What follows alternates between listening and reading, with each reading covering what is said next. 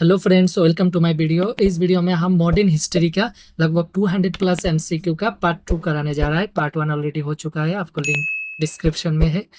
देखिए पहला क्वेश्चन क्या बोला है, in which of the following years did the first Anglo Sikh war take place. प्रथम एंग्लो सिख युद्ध निम्नलिखित में से किस वर्ष हुआ था? देखिए एंग्लो सिख वॉर इंग्लिश से तो ब्रिटिश एंड सिख के बीच में जो युद्ध हुआ था, फर्स्ट एंग्लो सिख वॉर कब हुआ था? 1845-46 में हुआ था। इसमें जो मेजर पार्ट, सिख का जो मेजर पार्ट वो दखल कर लिया गया ब्रिटिशों द्वारा।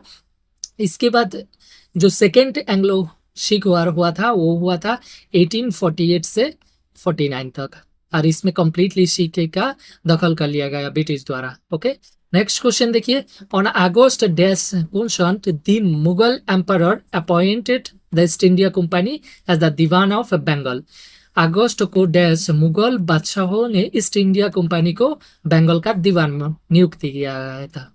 जो ईस्ट इंडिया कंपनी द्वारा मुगल एम्पायर जो था उन लोगों को बंगाल का दीवान नियुक्त किया गया था। कौन साल, कब दीवान नियुक्त किया गया था? वो 1765 में। ओके, नेक्स्ट क्वेश्चन देखिए, the annexation of Awadh was done by Lord Dalhousie. He deposed Nawab Wajid Ali Shah on the account of alleged internal misrule. In which year Awadh was annexed by British empire. Awadh का विलय लॉर्ड डलहौसी द्वारा किया गया था। उन्होंने कथित अंतरंगिक कुशासन के कारण नवाब वजीद अली शाह को पदच्युत कर दिया था। किस वर्ष अवध पर ब्रिटिश साम्राज्य का कब्जा हुआ था? मतलब अवध को कौन सा वर्ष ब्रिटिश साम्राज्य ने कब्जा कर लिया था, कौन सा साल में? वो 1856 को। नेक्स्ट क्वेश्चन देखिए, who among the following lead the battle of Buxar on behalf of British east India company.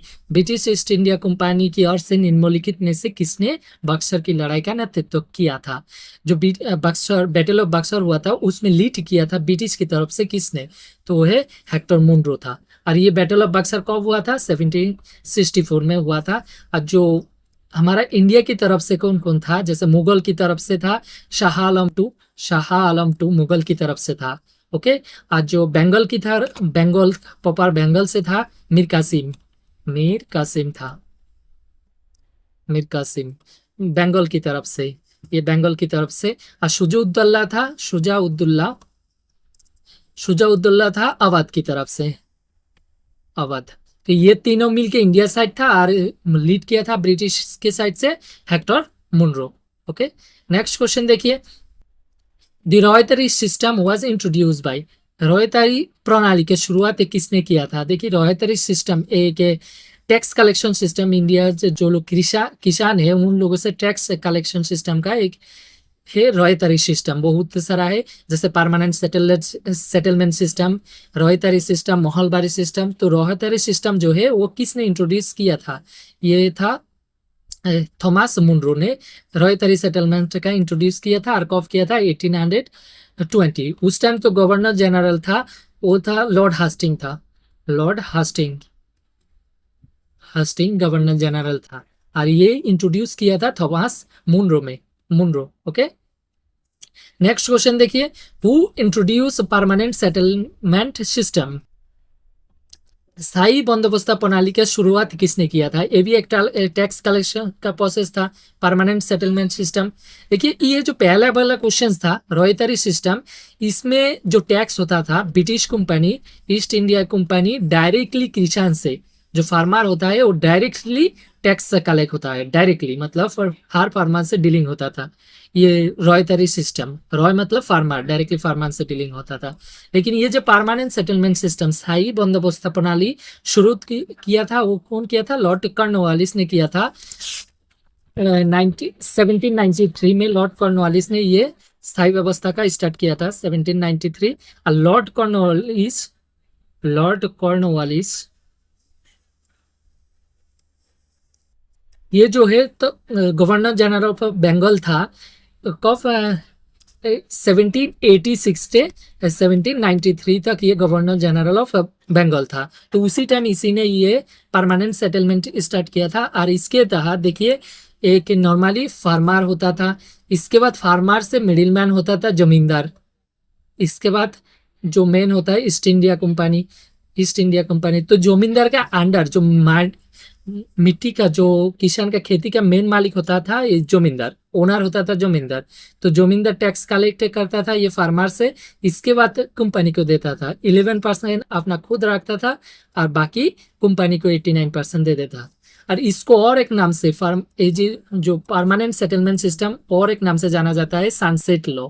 Sunset law इसका मतलब है एक फिक्स्ड डे फिक्स्ड किया है, कंपनी ने एक फिक्स्ड डे फिक्स्ड किया है कि इसी दिन टका देना पड़ेगा, जो टैक्स है वो कलेक्ट करने कंपनी को देना पड़ेगा। अगर कोई जमींदार ये कलेक्ट करके फिक्स डे में नहीं दे पाए तो उसका माटी जो दखा ओनरशिप है वो लेके दूसरों को दिया जाए, दे देता था। इसको बोलते हैं sunset law. Okay, next question देखिए, इसमें list of governor general of Bengal. पहले देखिए जो 1773 में अपना एडमिनिस्ट्रेटिव बॉडी हो गया था, इससे पहले तो कंपनी अपना ये बिजनेस करने आया था। इसके बाद 1772 से 23 से वो इधर एडमिनिस्ट्रेशन करने लगा इंडिया को। तो उसमें पहला जो गवर्नर जनरल बनाया गया था, गवर्नर जनरल ऑफ बंगाल नाम था उस टाइम, ठीक है। कब? 1773 से 1833 जो गवर्नर जनरल ऑफ बंगाल नाम था। इसके बाद चेंज करके गवर्नर जनरल ऑफ इंडिया हो गया था, गवर्नर जनरल ऑफ इंडिया। इसके बाद चेंज करके हो गया था list of viceroy of India. Okay, तो पहला गवर्नर जनरल ऑफ कौन था? वारिंग हास्टिंग। कब? 1773 से 1785। और 85 में इसको इम्पीचमेंट करके निकाल दिया गया था, और वो एक ही मात्र गवर्नर है जिसको इम्पीचमेंट करके निकाल दिया गया था। सेकेंड था लॉर्ड कॉर्नवालिस जो 1786 से 1793 तक। इसके बाद जॉन शोर 1793 से 98, लॉर्ड विलेस्ली 1798 से 1805, सर जॉर्जे वालो 1805 से 07, लॉर्ड मिंटो 1807 से 13, लॉर्ड हस्टिंग 1813 से 1823, लॉर्ड आर्महरेस्ट 1823 से 1828 एंड लॉर्ड विलियम बेंटिंग 1828 से 1833। देखिए 1833 के ये गवर्नर जनरल ऑफ बंगाल था। इसके बाद 33 से 35 तक ये फिर गवर्नर जनरल ऑफ इंडिया हुआ। तो first governor general of India कौन है? Lord William Bentinck. और ये जो last governor general of Bengal वो भी लॉर्ड विलियम बेंटिंग। और first governor general of Bengal Warren Hastings. Okay, तो लिस्ट देखिए जो गवर्नर जनरल ऑफ इंडिया का लिस्ट, पहला तो लॉर्ड विलियम बेंटिंग ऑफ 1833 से 35, सेकेंड लॉर्ड एक्विलेंट जो कि 36 से 42, लॉर्ड एलुम्बर्ग जो 42 से 44, हेनरी हार्डिंगे 44 से 48 एंड लॉर्ड डालहौसी 48 से 56 और लॉर्ड कैनिंग 56 से 58। ये तो last governor general of India था। इसके बाद फर्स्ट इंडिया के बाद चेंज क्या हुआ? Viceroy of India. तो फर्स्ट वाइसरॉय ऑफ इंडिया भी हुआ था लॉर्ड कैनिंग। ओके, नेक्स्ट देखिए list of viceroy of India. तो फर्स्ट तो कौन था? लॉर्ड कैनिंग 1858 से 62 तक। इसके बाद जॉन शोर 64 से 69, लॉर्ड मायो 69 से 70, लॉर्ड नोटबुक 72 से 76, लाइथॉन 76 से 80, लॉर्ड रिफन 80 से 84, लॉर्ड डफरिंग 84 से 88, लॉर्ड लैंसडाउन 88 से 94 एंड लॉर्ड एल्गिन 94 से 99, लॉर्ड कर्जन था 1899 से 1905, लॉर्ड मिंटो 1905 से 1910 एंड लॉर्ड पुंशर्ड 1910 से 16, लॉर्ड चैम्सफोर्ड 1916 से 21, लॉर्ड रीडिंग 1921 से 26, लॉर्ड आर्विन 1926 से 13, लॉर्ड विलिंगटन 1931 से 36, लॉर्ड लिंटिंगो 1936 से 43, लॉर्ड वेवल 1943 से 47 और लास्ट में ये था लॉर्ड माउंटबेटन जो कि 21 फरवरी 1947 से हमारा इंडिपेंडेंस डे तक 15 अगस्त 1947 तक। ये पूरा लिस्ट दे दिया जो ब्रिटिश गवर्नर था इंडिया में रूल किया था। इसके बाद देखिए नेक्स्ट क्वेश्चन क्या बोला है, in which year were the power of East India Company passed to the British काउंट बाय द ब्रिटिश पार्लियामेंट। किस वर्ष ब्रिटिश संसद द्वारा ईस्ट इंडिया कंपनी की शक्ति और ब्रिटिश ताश को सौंप दी गई थी। देखिए पावर पहले ईस्ट इंडिया कंपनी के पास था, इसके बाद ब्रिटिश काउंट के पास चला गया। वो कौन सा ईयर में चला गया? तो ये जो था ये था 1858 में पावर ट्रांसफर किया गया था ब्रिटिश पार्लियामेंट के पास, इससे पहले कंपनी के पास था। ओके, नेक्स्ट क्वेश्चन देखिए, who the British individual who lead the company's army against Sirajuddaula at the Battle of Plassey. तो प्लासी, बैटल ऑफ प्लासी, जो प्लासी के युद्ध में सिराजुद्दौला के विरुद्ध कंपनी की सेना का नेतृत्व करने वाला ब्रिटिश व्यक्ति कौन था? जो बैटल ऑफ प्लासी था उसमें जो ब्रिटिश की ओर से कंपनी का तौर से जो सेना का नेतृत्व किया था उसमें लीड कौन, नेतृत्व कौन कर रहा था? तो किसने किया था? ये किया था रॉबर्ट क्लाइव में, रॉबर्ट क्लाइव। ओके, तो ये जो बैटल ऑफ प्लासी हुआ था कब 1757 में हुआ था।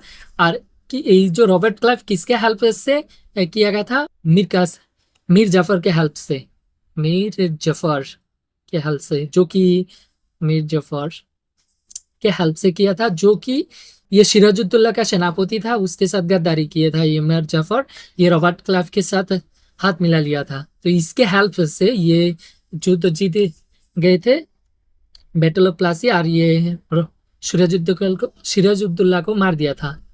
ओके, नेक्स्ट क्वेश्चन देखिए, which of the following Indian state was the first state to sign a subsidiary alliance with the British? निम्नलिखित में से कौन सा भारतीय राज्य ब्रिटिश के साथ सहायक संगठन पर हस्ताक्षर करने वाला पहला राज्य था?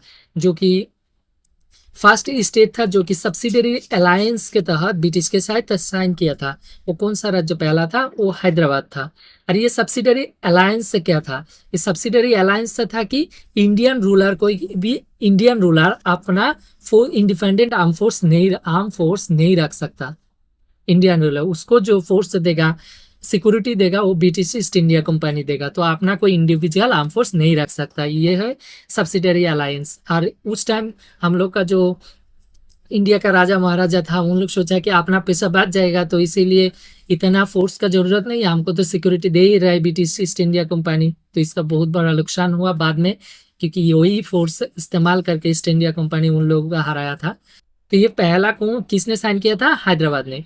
ओके, नेक्स्ट क्वेश्चन देखिए, the governor general during the 1857 revolt was pivotal into the British responses. Who among the following was the Governor General of India at the time of revolt of 1857? देखिए, एक famous revolt है जो कि revolt of 1857, तो उसमें governor general कौन था? 1857 विद्रोह के दौरान गवर्नर जनरल ब्रिटिश से प्रतिक्रिया में निर्णायक थे। 1857 के विद्रोह के समय निम्नलिखित में से कौन सा भारत का गवर्नर जनरल था? वो था लॉर्ड कैनिंग। 1857 आपको अगर सान हिसाब से हम जो लिस्ट दिए गवर्नर जनरल का याद रख लीजिएगा ना, इससे क्वेश्चन बहुत आसानी से याद हो जाएगा, क्योंकि 1857 के जो उस टाइम था 1856 थे 1858 तक ये जो last governor general of India था तो वो था लॉर्ड कैनिंग। इसके बाद वो वाइसरॉय ऑफ इंडिया बना था। ओके, नेक्स्ट क्वेश्चन देखिए, who spearheaded the 1857 revolt in Bihar? Bihar में 1857 का विद्रोह का नेतृत्व किसने किया था? जो 1857 रिवॉल्ट हुआ था उसमें नेतृत्व किया था बिहार में, तो यह कुनवार सिंह के बिहार से नेतृत्व किया था कुनवार सिंह। देखिए 1857 ये एक बहुत बड़ा रिवॉल्ट था जो कि और एक नाम से जाना जाता है, बहुत सारा नाम से जाना जाता है। एक नाम से शिपोई मुटिनी नाम से जाना जाता है, क्योंकि मेनली जो पहले इसका रिवोल्ट स्टार्ट हुआ था शिपोई द्वारा स्टार्ट हुआ था। तो डिटेल्स आपको नेक्स्ट क्वेश्चन देखिए, who is of the following was the first war of क्या हो रहा है? नेक्स्ट क्वेश्चन देखिए, which of the following was the first war of Indian independence? निम्नलिखित में से कौन सा भारतीय स्वतंत्रता का पहला युद्ध था? कौन सा हमारा इंडियन इंडिपेंडेंस का पहला युद्ध था? वो रिवॉल्ट ऑफ 1857। इसको माना जाता है कि रिवॉल्ट ऑफ 1857 जो था ये स्वाधीनता का पहला इंडिपेंडेंस था, रिवॉल्ट था। ओके, नेक्स्ट क्वेश्चन देखिए, who was the leader of rebellion in Bareilly Uttar Pradesh during 1857? 1857 के दौरान उत्तर प्रदेश के बैरेली में विद्रोह का नेता कौन था? जो 1857 बिहार से जैसे कुनवार सिंह था, तो ऐसे उत्तर प्रदेश से वह तो कौन था?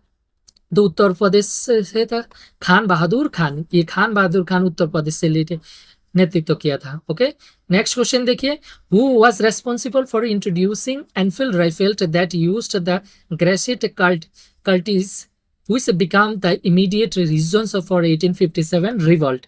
एनफील्ड राइफल शुरू करने के लिए कौन जमींदार था जिससे चोरवी वाले कारतूसों का इस्तेमाल होता था, जिसे 1857 का विद्रोह का तत्काल कारण हुआ था। देखिए ग्रासेटेकाइटिस जो चोरवी, जैसे शुअर का, शुकर का और काऊ का, गाय का चोरवी इस्तेमाल किया जाता, इस्तेमाल करने वाला एनफील्ड राइफल जो एक बंदूक राइफल वो शुरुआत किया था ब्रिटिश द्वारा, क्योंकि इंडियन जो रिलीजियस फेथ बहुत ज़्यादा था, मुस्लिम हिंदू दोनों का, तो इसी को डिस्टर्ब करने के लिए जो, तो हिंदू लोग वो लोग मानता था कि ये जो राइफल है उसमें गाय का चोरवी इस्तेमाल किया, और मुस्लिम लोग मानता था वो शुअर का चोरवी इस्तेमाल किया, तो इसी के कारण वो लोग ब्रिटिश के अगेंस्ट हो गए थे। तो ये जो स्टार्ट किया था एनफील्ड राइफल वो किसने किया था सबसे पहले, तो ये किया था Henry Hardinge. Okay, next question देखिए, जो हेनरी हार्डिंग है ये गवर्नर जनरल ऑफ इंडिया था कब, 1844 से 48 तक।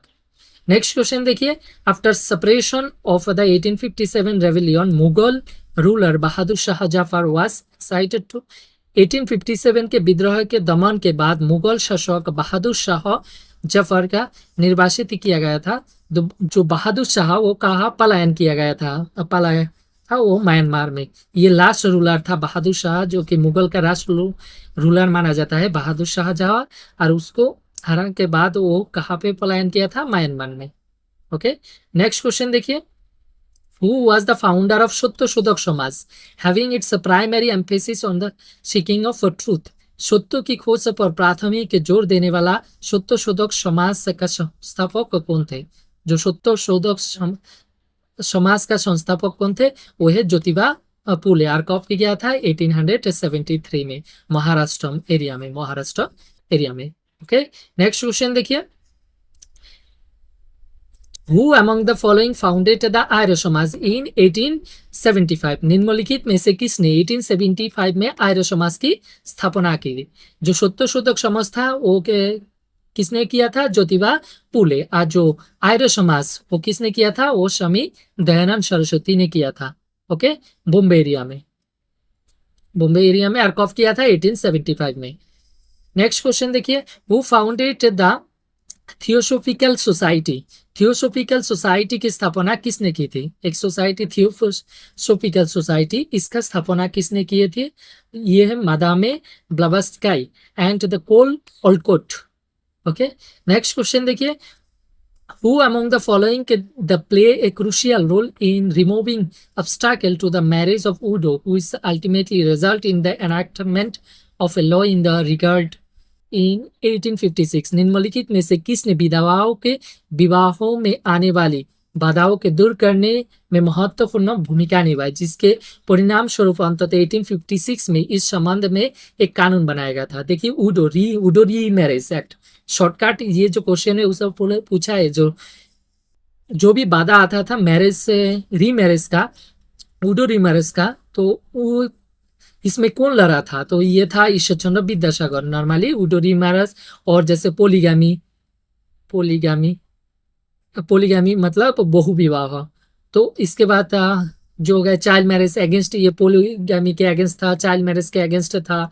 इसके बाद वुमेन्स एजुकेशन में उसका बहुत सा बड़ा जो योगदान था।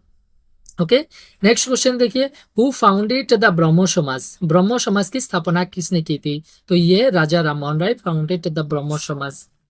ओके, और कब किया था ये ब्रह्मो समाज का स्थापना? 1828 में।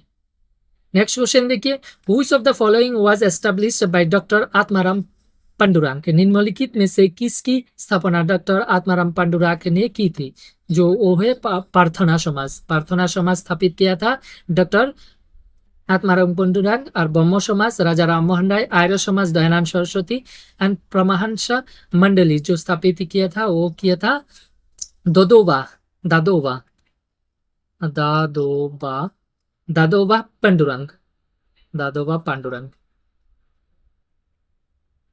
पांडुरंग ये परमहंस मंडली स्थापित किया था। ओके, नेक्स्ट क्वेश्चन देखिए, इन which year was Sati band in India? Bharat में सती प्रथा पर प्रतिबंध किस वर्ष लगाया गया था? जो सती प्रथा था वो बैंड किया गया था, वो कौन सा साल में भारत में ये बैंड किया गया था? तो 1829 में। और इसमें जो 1829 में उस टाइम जो हमारा गवर्नर जनरल ऑफ इंडिया था लॉर्ड वेलेस्ली था, Lord William Bentinck, William Bentinck, Lord William Bentinck जो कि गवर्नर 1828 से 33 तक ये गवर्नर जनरल ऑफ बंगाल था, गवर्नर जनरल ऑफ बंगाल था। और 1833 से 35 तक ये गवर्नर जनरल ऑफ इंडिया था। ओके और इसमें जो श्रुति बैंड करने में सबसे बड़ा योगदान एफोर्ट था किसका था, राजा राममोहन राय का, राजा राममोहन रॉय का। ओके नेक्स्ट क्वेश्चन देखिए, who among the following founded the Mohammedan Anglo Oriental Defence Association in 1893, निम्नलिखित में से किसने 1893 में Mohammedan Anglo Oriental Defence Association की स्थापना की थी? तो ये किसने की थी, sir Shahid Ahmad Khan. Okay next question देखिए, who said one caste one religion one God for humankind, किसने कहा मानव जाति के लिए एक जाति एक धर्म एक भगवान है? तो ये जो बात है one caste one religion one God, ये किसने कहा था? तो ये कोई श्री नारायणा गुरु, श्री नारायणा गुरु ने कहा था वन कास्ट, हमारा जो कास्ट है वो एक ही है और वो एक ही धर्म है, एक ही गॉड है ह्यूमन के लिए। ओके नेक्स्ट क्वेश्चन देखिए, who founded Ramakrishna mission, Ramakrishna mission का स्थापना किसने किया था? ये स्वामी विवेकानंद, स्वामी विवेकानंद ने रामकृष्ण मिशन भी कहा जाता है, उसका स्थापना किया था। ओके नेक्स्ट क्वेश्चन देखिए, Swaraj is my birthright and I shall have it, this is a famous slogan saying by, Swaraj मेरा जन्म सिद्ध अधिकार है और मैं इसे लेकर रहूंगा, इसे प्रसिद्ध नारा किसने लगाया था? जो कि Swaraj is my birthright and I shall have it, ये मैं लेकर रहूंगा, ये किसने बोला था? ये बाल गंगाधर तिलक ने बोला था।